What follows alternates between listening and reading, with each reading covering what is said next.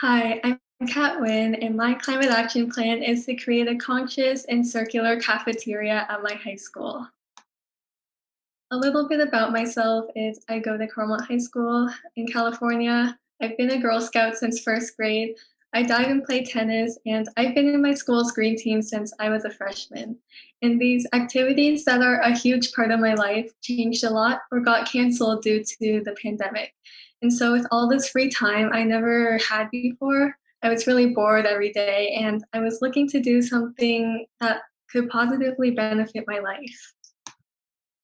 And that's what brought me to PGC. And I'm so glad things worked out the way they did because now I'm here with 15 other incredible changemaker finalists. I learned so much in just 1 month and this weekend. And this has been the most fun and inspiring Zoom has ever been for me. So PGC transformed me in a way that was really able to make a lasting difference in my consciousness, awareness, and mindset. I actually wrote about PGC in one of my college app essays, and one of my readers highlighted the word fast fashion and said, I don't know what this means. And so at that moment, I realized that I've become so conscious and aware of all these environmental issues that the regular people around me consider it jargon. And the biggest change I saw was in my mindset because I used to be surrounded by people who were telling me that I was just one person and my actions that were making my life a little less convenient weren't making a difference. And so, even though I still cared about the planet, a part of myself believed them, and I was guilty of rebounding to conventional habits. But then PGC was able to reconnect me with all the reasons why I should and can be more optimistic about solving these global issues.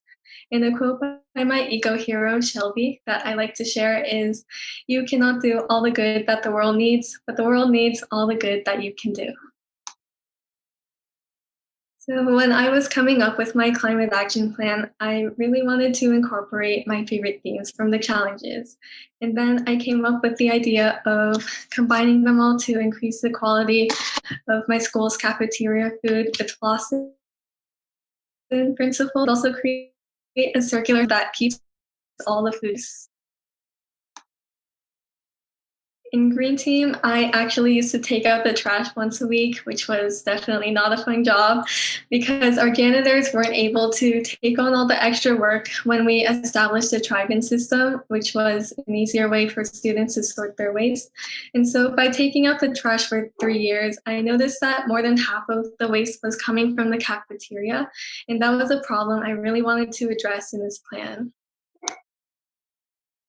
To give an idea of what my school is like, we have around 2,000 students and around 34% buy meals from the cafeteria.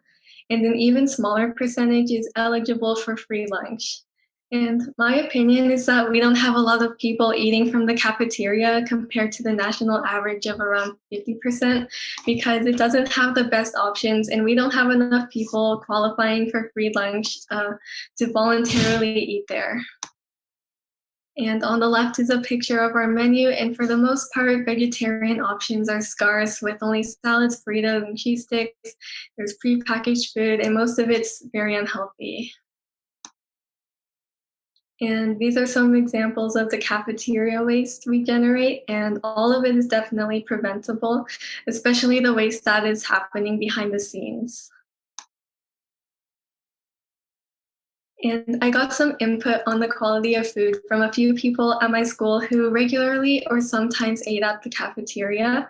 And to sum up what they're saying is that they ate at the cafeteria because it was convenient.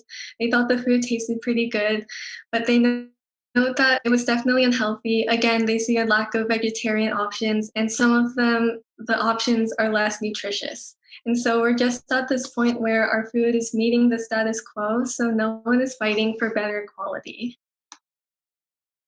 But when I did some research by speaking to a few teachers at my school and looking at our food service website, I discovered the ugly truth behind our food.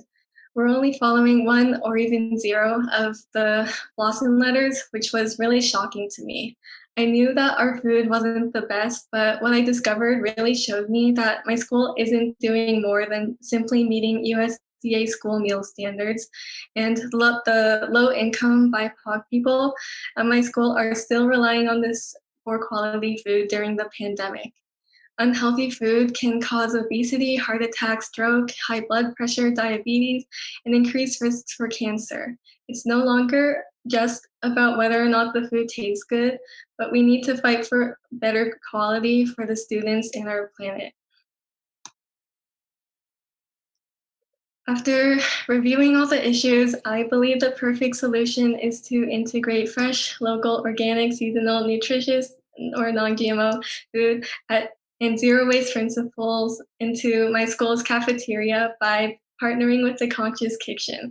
It's something that all the finalists, ambassadors, mentors here know. They're less than an hour away. Judy is the founder, and it's run by Turning Green, and it's just perfect. And so by partnering with the Conscious Kitchen, they'll come up with a plan that is specific to my school and help ensure that all the Flossin criteria is met. And with Flossin Food, my school will not only be providing overall healthier and better quality meals for the students, but it will also benefit our local farmers, marginalized students, and the planet. And to make full use of my school's cafeteria food scraps, I want to create a circular system that follows the main principles of a circular economy. We're currently following the linear model where we produce and dispose, and that can't continue indefinitely on this finite planet.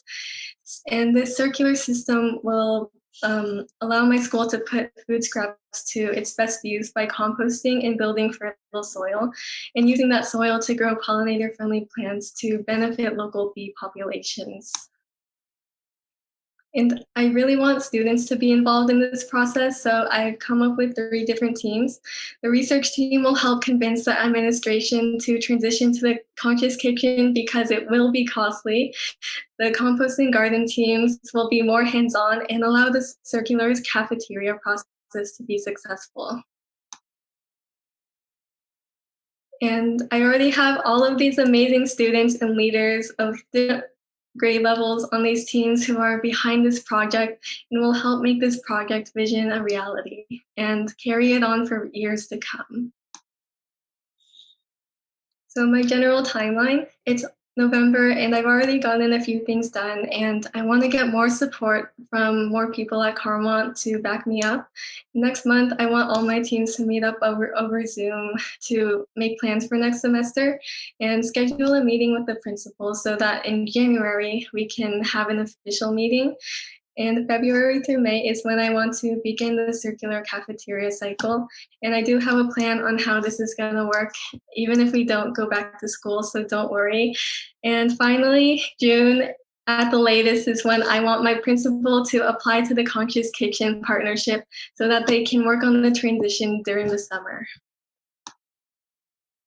And with all that being said, thank you so much to PGC and Turning Green for selecting me as a finalist. I'm so excited to move forward with these new ideas and help make low quality cafeteria food and food waste a thing of the past.